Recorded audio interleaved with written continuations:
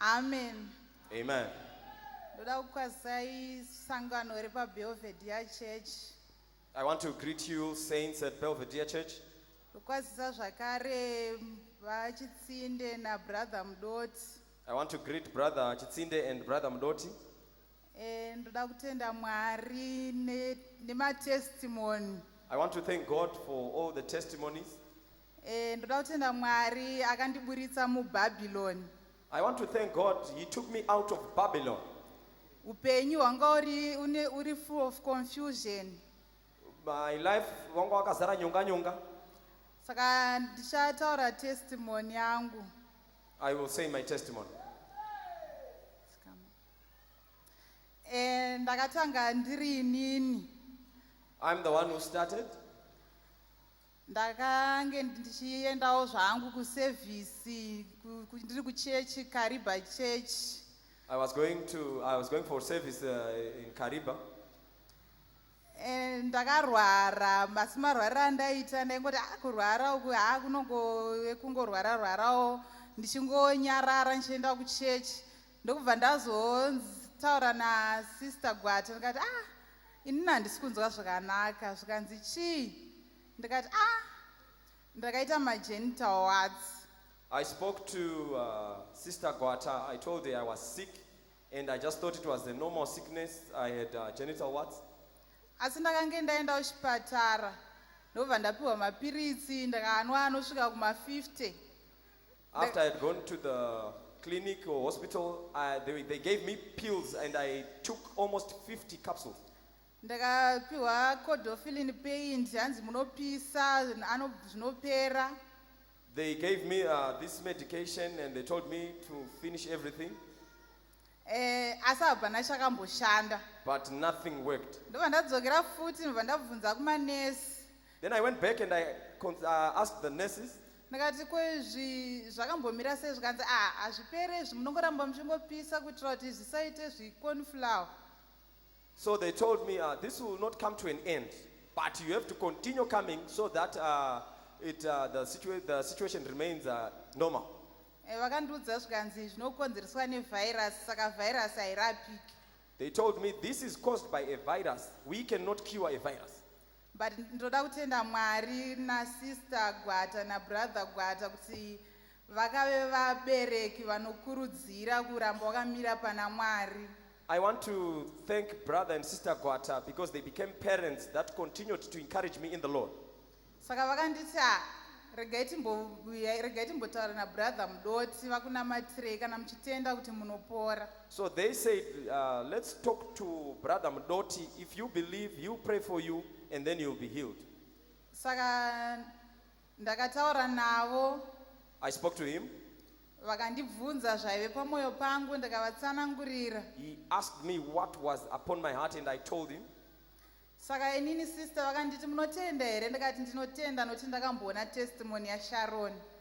So the sister asked me, do you believe? And I said, I believe because I saw Sharon's testimony. Saka ndakanamatirwa ndikapora. So he prayed for me and I was healed. Saka ezvinozvi ndakubhilivha kuti vhairasi inopera kuna Mwari. Right now I believe that viruses can be cured by God. Imwe testimony zvakare. Another testimony again. Mwana wangu uyu kasikana This daughter of mine. aingodya sipo, angani have kudya sipo kubva ane 2 years. Since from the age of 2, she would just have that crave to eat soap. Akangoiona chero iri pasi, chero papa aingotora ongodya, ndakamurova. Wherever she would see soap, she would take and eat. Saka ndakamurova zvakanyanya kusvika ndazoona kuti apa ndiri kurova nyama asi dhimoni. I tried to correct her with a rod until to an extent that I saw that this was a demon. Saka musi wakanamatirwa baba vake, inini handina kuzotaura kuti haana kuzonamatirwa zvakaitwa baba vake, ndakasenda iri message. The day that her father was prayed for, I did not tell Brother Mudoti. I then sent a message. Saka pandakavasendera message ndakavati brother kunoku munhiku wapera, asi mwana wangu anodya sipo kubva ane 2 years, ezvino zvaane 4 years. ndobva vandisendera meseji vakati tanamata zvatopera saka nanhasi handisandamboona paakadya futi sipo. I texted him, I told him the hiccups are gone, but my daughter is eating soap. So he replied in a text and he said, we have prayed, it's all over. Up to now, my daughter hasn't taken soap. Saka ndofunga testimony ya brother mendovatangira here kana kuti votanga ivo.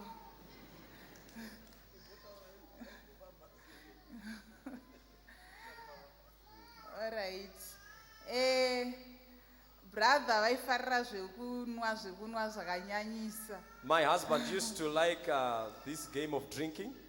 Saka zvakangoti gore rakupera sindakambenge kuchechi ndaigara ndingopa maprayer request ekuti ndikumbirawo mundinamatirawo kuti brother vasiye doro vauye kuchechi. At church I would frequently write prayer requests for people to pray for me, for my husband to leave beer. Nokuti ndaiziva kuti kana vauya kuchechi zvese zvinobva zvaita zviri right. Because I knew if you would come to church, all will be well. Saka wakatanga uri musi wa30 vatanga kuita munhikwi 30 December. On the 30th of December, I started having the hiccups. Musi wa31 mva vandifonera vasipo pamba zvikanzi ndiri kuuya kuzokutorai timboenda kuNew Year. On the 31st, you called me and said, I'm coming to pick you up so that we can go for New Year. Vakataura zvikanzi ndofunga ndozuva rangu rekupedzisira kunwa doro zvese zvandakakutadzira zvese undiregerere zvapera nhasi. So he said, I think this is my last day to take beer. Everything that I have wronged you, please forgive me. Asi ndandambovaregerera nokuti ndandakatsamwa noplafuti vanga vasipo. I did not forgive him because he was not there. Ndakabva ndavati apa mupo pamba muri kundifonera muchiti ndikuregererei musipo futi pamba. I said, you are calling me to forgive you, but you are not even home. Saka vakazouya kumba mva vatitora ndibva taenda kuNew Year. He then came and took us, we went for New Year. Takatengerwawo madrinks takafara, but ivo manje vaingofara vachiita munhikwi usingambomire. He bought us drinks and we were happy, but he was happy whilst having the hiccups. Saka 31 yo takangoti zvichapera vachimbozama kuti zvichapera. Musi wa1 wacho yaSaturday havana kumbobuda mumba munhikwe wacho waserious. On the first, he could not even go out because the hiccups were getting serious. Saka ndakambovasiyirira zvangu ida kumboona kuti vanoita sei. I just left him like that, wanting to see what he will do. Saka ndaida kuti ndivamirire kuti maplans avo ese atanga apera kuti kana ndazointroducewo yangu igotambirika. I wanted him to come to the end of his weeks so that by the time I introduce my plan, he might accept it. Saka ndakazoona kuti apa zvanyaya mva ndati ndakufonera brother Chakwinga vambokunamatirai ndokuti ndiwo mufundisi wangu. I told him I'm going to phone Pastor Chakwinga that he might pray for you. Saka ndakavafonera ndibva ndavaudza dambudziko. I called him and I told him the problem. Ndibva vanditi mambofonera here brother Mudoti, ndikati handina nhamba dzavo. So he asked me, did you phone brother Mudoti? I told him I don't have his number. Ndobva vandisendera nhamba vati vafonerai brother Mudoti vavanamatiri. So he sent me his contacts and told me to call brother Mudoti. Saka kwanga watova usiku 10 o'clock ndokubva tanotsvaga airtime, saka ndofunga takatovafonera kwatova kuma11 dzeusiku. We called him around 11 p.m. Ndobva ndavaudza kuti ndozviripo. I told him this is the situation. Saka ivo vakandibvunza kuti mamboenda here kuchipatara. He asked me, did you go to the hospital? Handina kuda kuvabudira zvangu chokwadi kuti zvekuchipatara kundongoudzwa kuti zvisingaenderani nezvandobhelieve.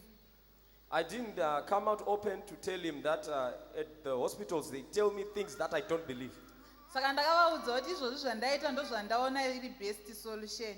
So I told him, this is the best solution yandotoita iwe. Saka ndobva vati chipai brother phone. So he said, can you give your husband the phone?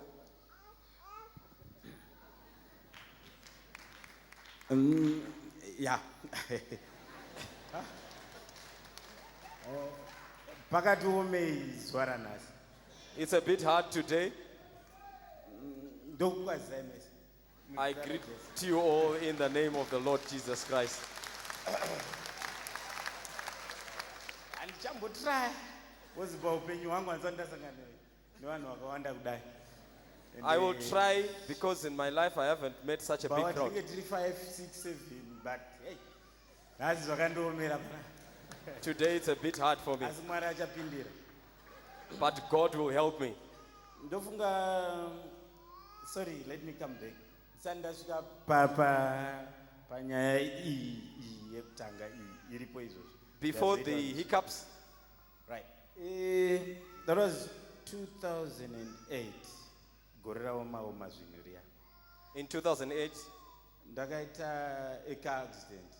I was involved in a car accident. Ndakatyoka collarbone. I broke my collarbone Ndakatyoka gumbo. Broke my leg. Ndakatyoka ruoko pana. and I broke my arm. Ndadaro ndakaomerwa neupenyu ende zvinhu zvangu zvakaoma My life got hard. kuti ndiende kunotsvaga pamba sina. I could not go and look for money. Ndokubva tongoti Satan ndobva andidhonza. The devil pulled me. Ndagara ndiripo pamba Satan ari kundidhonza. Ndobva ndatanga kuita kababa shop. Imagine kababa shop. Then I opened a barber shop at home. Ndiri kufamba necrash kune plaster iri kusvika kuno. I had a plaster and a clutch on the other hand. Mwari ndobva ipapo akandirasa shuwa. Nguva yakaoma. God Asi fors- ndakamurasa todzoka kumashure. God forsook me because I had forsaken him. Right. Ndakagara ndofunga chipo che 8 months. I spent about 8 months Because kumbo ndandanzi 6 months and then kuno kundandanzi 3 months. Yeah. because they told me 6 months on my leg and 3 months for my hand to get healed. Right. Ndakaramba ndichinwa ndichiputa kwete kunwa kwenhando tainwa zvesho ende ndandiri munhu. As I was at home, I continued to drink. I continued to smoke. I was a good drinker. Zvadaro tafamba neupenyu ndawana basa ndazopora ndawana basa ndokuramba ndichienda nenzira iyoyo. I was healed and got a job. Zvadaro ndakaona ndikati nzira yandiri kufamba nayo ichasvika uko. I said, where will this take Brother- me?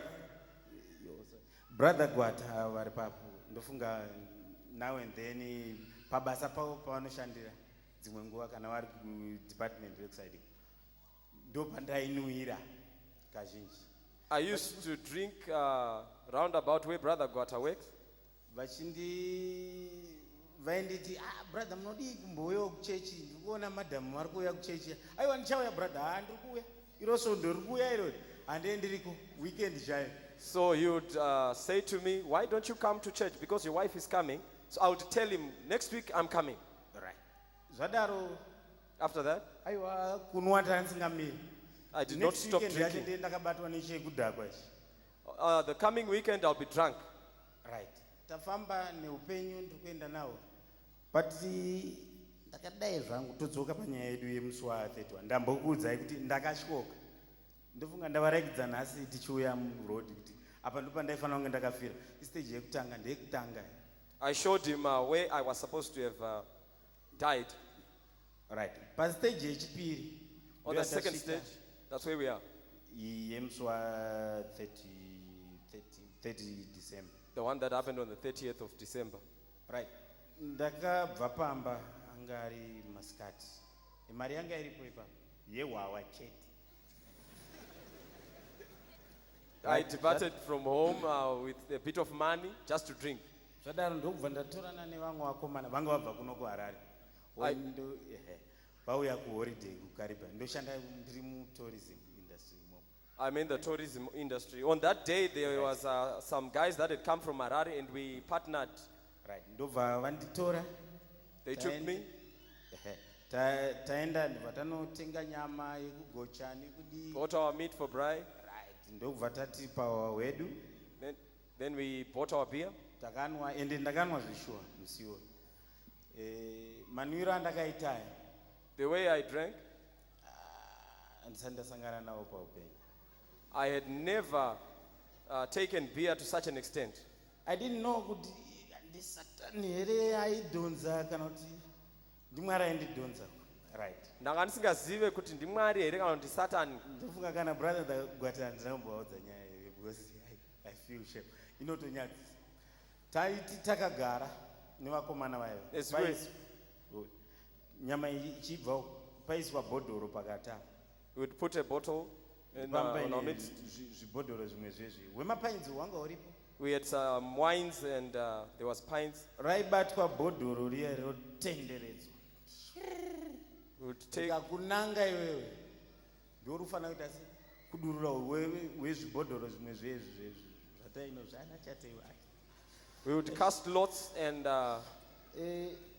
waisumudza katoti kuti pane vakambono vanoziva havangamboshaiki hatikacho right waisumudza kabhodhoro kaya wokuti wokarova kudhairota kwacho kwaitika ipapo waidhairota nekastoy you would Alcohol. dilute the strong Alcohol. stuff with castle. right ndione chakaramba chichitenderera ende manangira acho achaita chaingonanga pandiri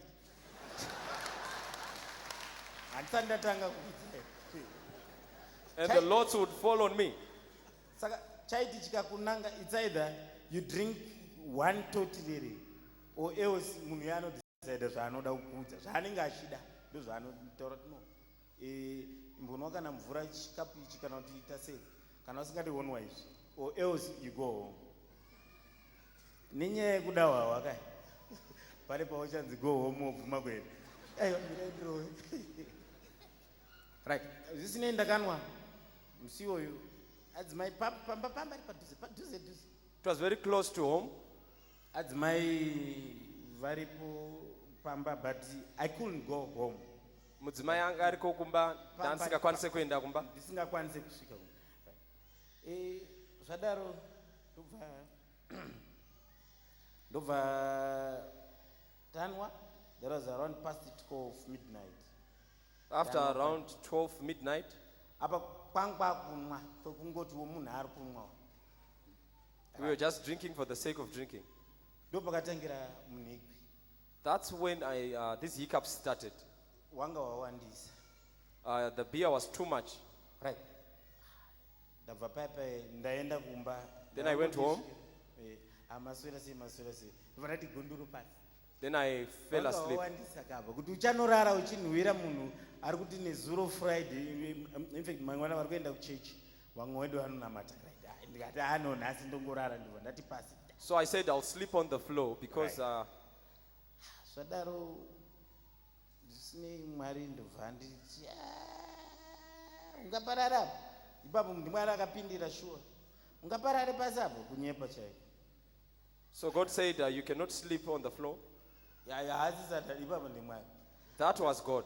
ndamuka payapaya I woke up swa 31 on the 31st. mnhiku uye watanga unawo The hiccup was still ndobva there. ndadzokera kuya Then I went back ndokunodzatsa futi And I until 3 a.m. and I partook of that beer until around Maxen 3 a.m. ndichiti ndikanwa stereke ndikadhakwa ndichawana hope ndoita sei ndononatsorara Thinking that if I get drunk, I will find sleep. zvadaro ndakasvika musi wa30 kuma3 ndichienda unorara ndakangoti rarei hadzina mboya 7 o'clock ndamuka ndangoti kwangwanwa ndatomuka kudhara Around 7 a.m. I was up. ndaifanira kunge ndiri pabasa I was supposed to be at wawa work, uri mumusoro but I was drunk.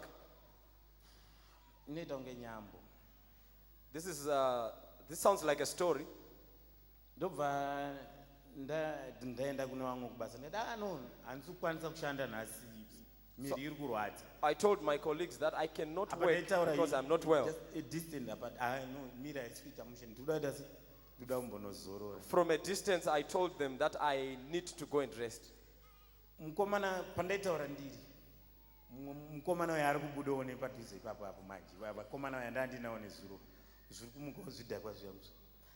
Right, blazi vainditi blazi uyaitite se daiwo toda unotsvaga tutu tingobvisa pabharazi. Ndati ndiri kurwara kubasa.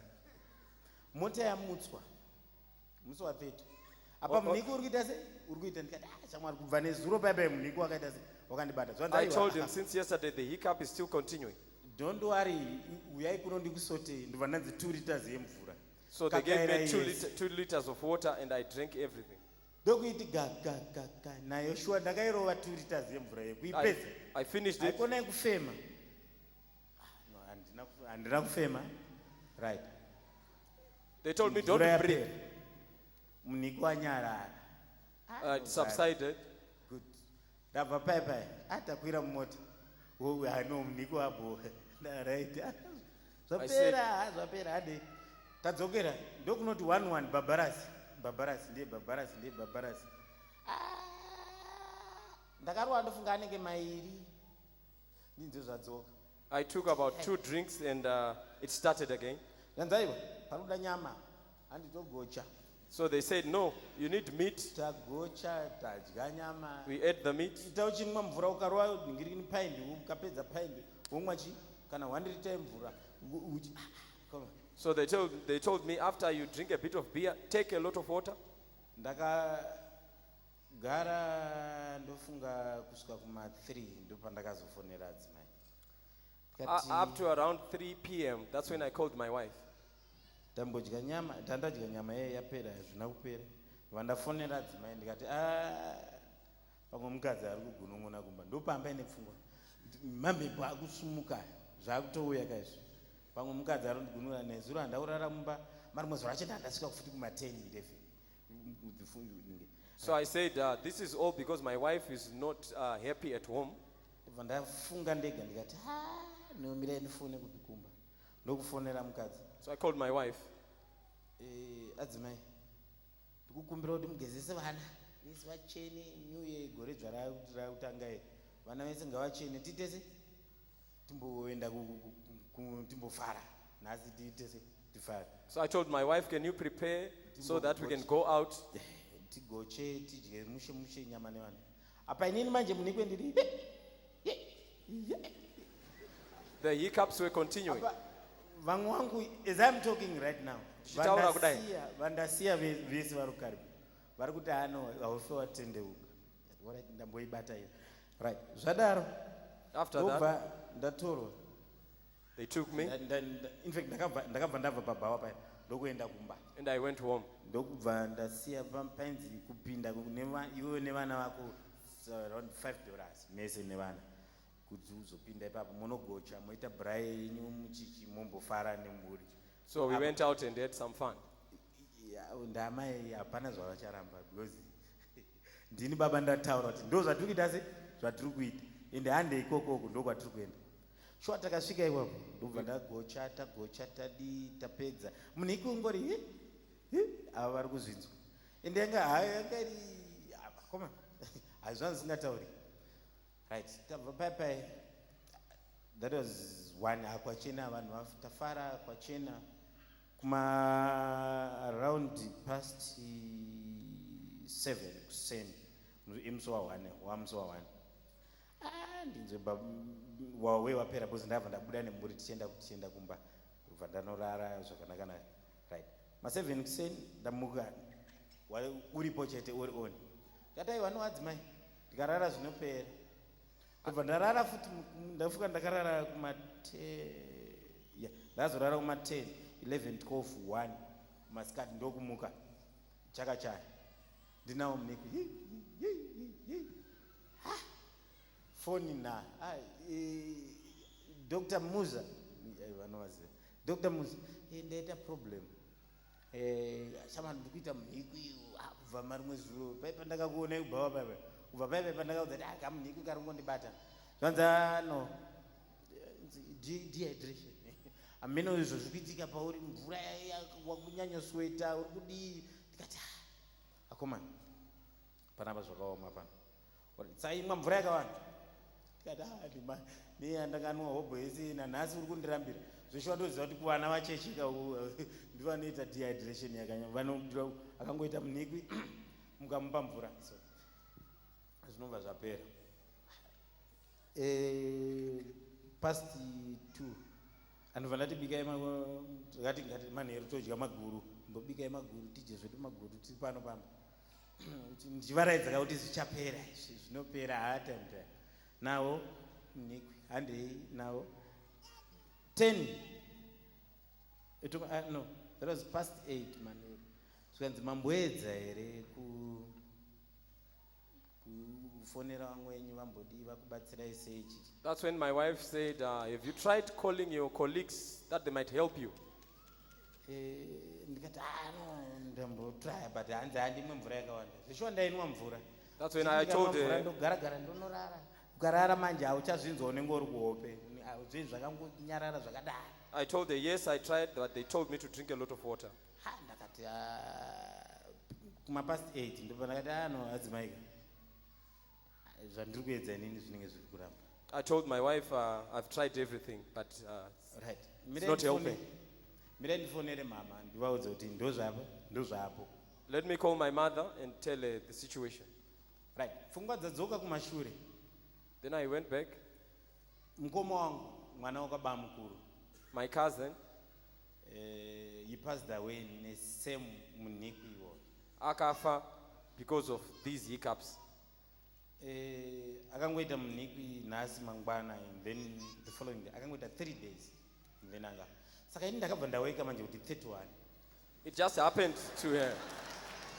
31. So I was calculating 30. That's 1.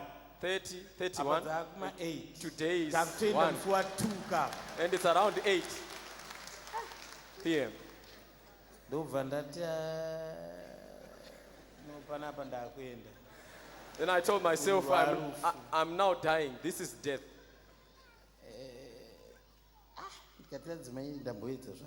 I told my wife I've tried everything. Tafonera muchembere. We called my mother. Muchembere hapasina kugadzikana. My mother was no longer settled.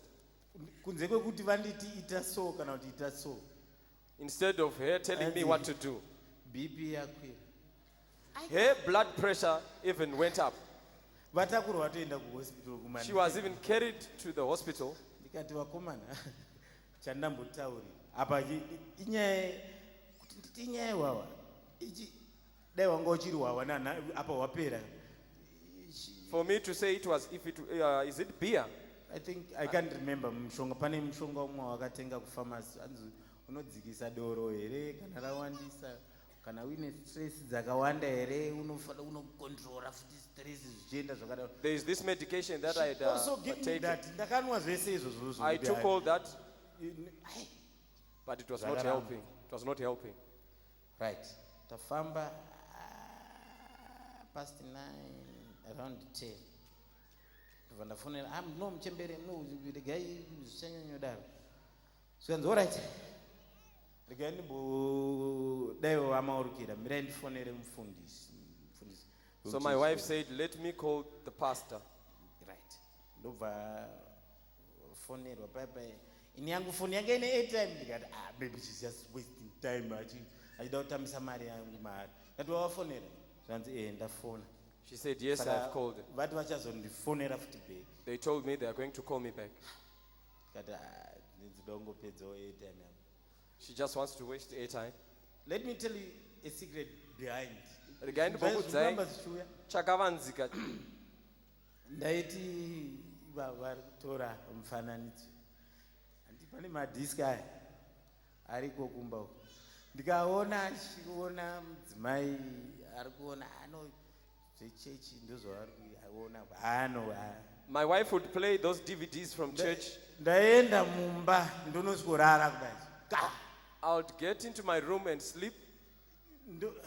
Ndototi dai zvapera izvi ndamboona zvangu mafirimu ndichinakidzwa vasiyane nazvo vari kuita. Yes, I was ndaivaona brother. I would see Brother Mudoti on the DVD. Gara kuteerera kuti But not to say I would sit and listen.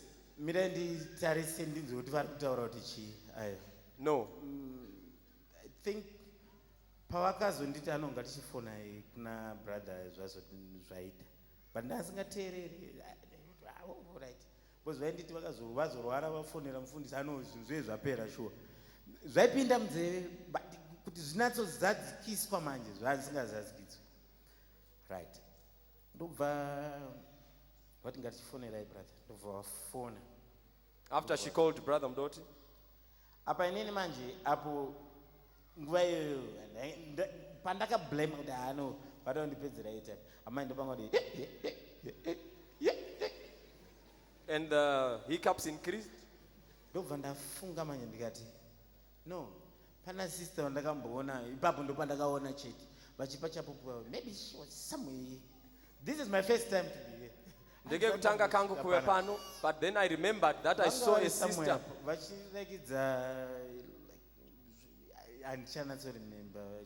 I saw a sister giving a testimony. Vaifamba nemacrash newheelchair. She was in Botswana. America or so. Vanga vari kuAmerica. I still remember that. I wish then ndikaona munhu here. Maybe. Good. Thank you, Lord. Maita enyuishe. Sister ndakakuona imura. I saw you standing here, but I was just seeing. Hey, Mwari unenyasha. God is so merciful.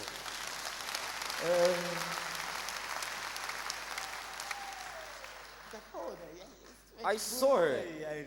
But nengo tu ameno zvingoitika maybe ameno But I would fail to make up. Kwete brother vanenyasha kuti Mwari unenyasha mbozisaiwo muhana dzenyu amadzangu ngoisai mungoziva kuti Mwari unenyasha. I want you to know that God is merciful. She's here. Vakapodzwa. That was less than 10 minutes, 5 minutes. I saw her for about 5 minutes taking out the things and showing the people. But then I would just go out and say, I'm going to the BL. But the day Asizua rakasvika muswani wandakazonzi vape wakafonera brother. But the day came when my wife phoned Brother Mudoti vape phone and he said, give him the phone. Right. In fact, ndopatakaenda unotenga airtime tikadzoka kumambupanzo tikateso. Ndopatakaenda unotenga airtime tikadzoka ndobva tavafonera. That was around past 10.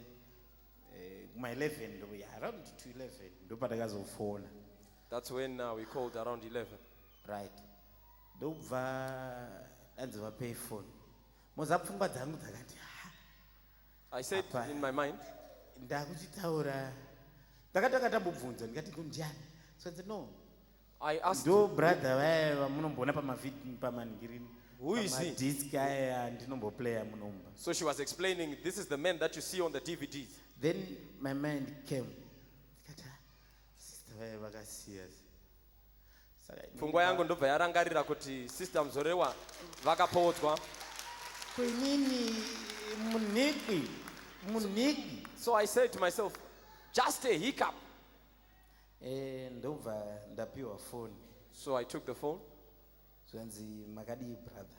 So he said, how are you, brother? Same singare kunamata. That was the first. Why don't you want to worship God? Panopindurika. I could not answer. Aiwa ndandiri munzira. No, I was on my way. Zvikanzi brother ndokumbirawo kuti munamati. So he said, I kindly ask you to worship. Apa ndandakutarisa airtime ndikati ichapera. So I was now looking at my airtime. I said to run out. Andidi kunyeperai. Ndakasvika papoint yavakataura kuti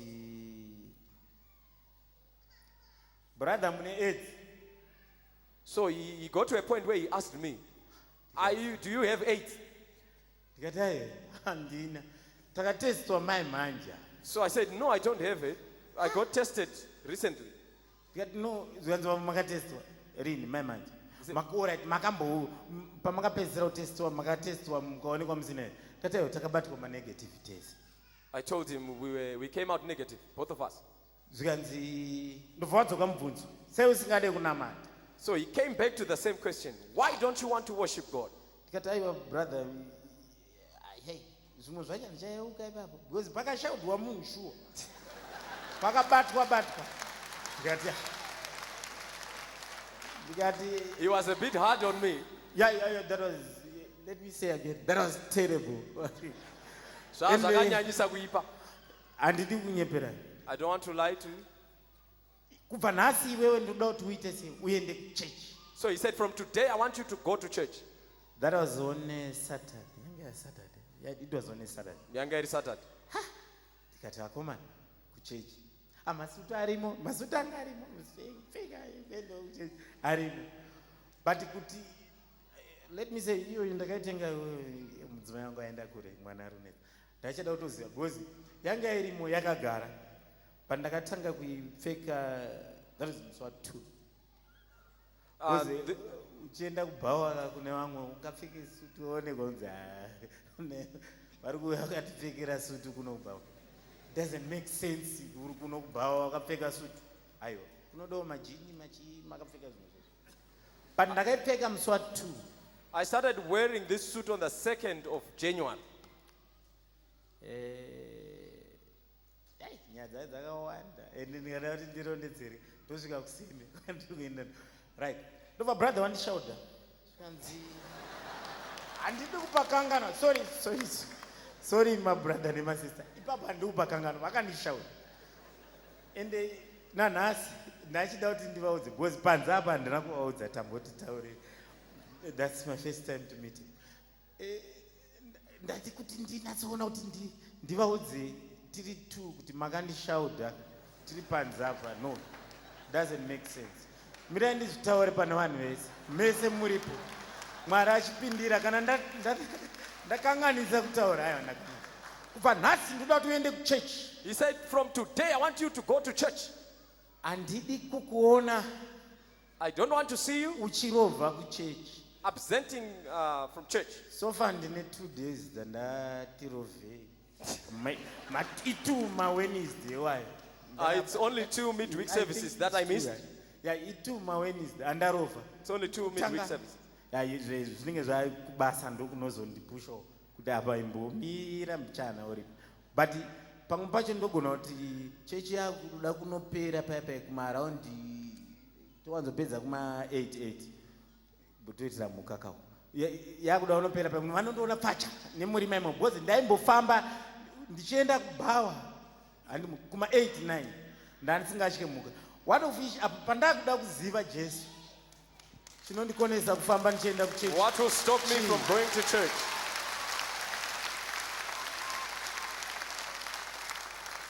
Zadaro brother vakanditi. After that, the brother said to me, do you believe kuti unopora? Unotenda here that you can be healed? Ndikati no, I believe. I said, yes, I believe. Vanga vasingandiona havo but misodzi yanga yatanga kudonha. Ndanda kuzichema ndisati ndafa. Inini wacho anga akufa. He could not see me, but tears were dripping out. I was mourning myself before my time. As we continued talking, the hiccups continued. So he said, can you close your eyes so that we can pray? My mind was on the airtime. Sorry to say this. Pamwe vachazonditi tora mvura unoisa kumusoro kwepiro kana kuti tora matombo aya wozodai. I just thought maybe he was going to give me some prescription of taking water and putting it in my pillow and stones and stuff. You know what? He told me, do you believe kuti unopora here? Asi vakangonditi chete, unotenda here kuti unopora.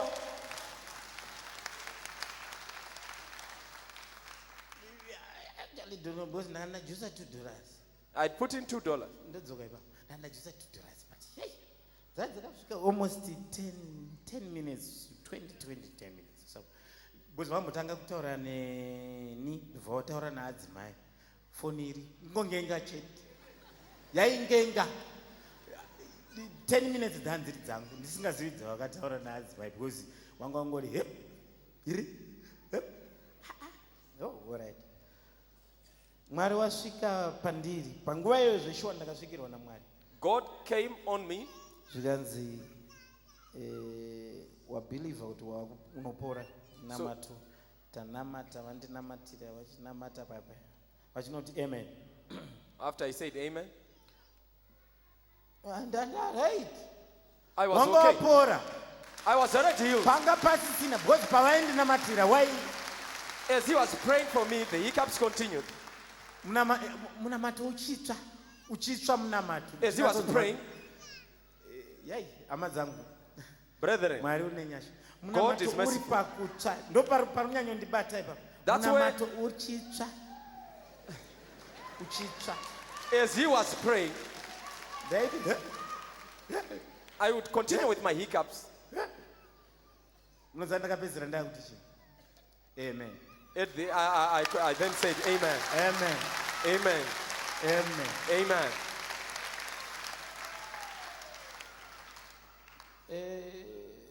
Zvadaro ndakabva ndapidzirwa kunamatiro. He finished praying for me. Right. I was healed. Airtime yakabva yapera. And then the airtime was finished. So I said to myself, airtime zvayapera zvikatanga futi ndichakwereta 50%. But vandiudza chinhu shoko 1 ravakataura, do you believe? vakangonditi unotenda Do here? you believe? Hama dzangu Unotenda here? pauri ipapo, if you believe, Right where you are, if You kana are done. uchitenda. Zvatona. thank you Lord. Maita enyu ishe.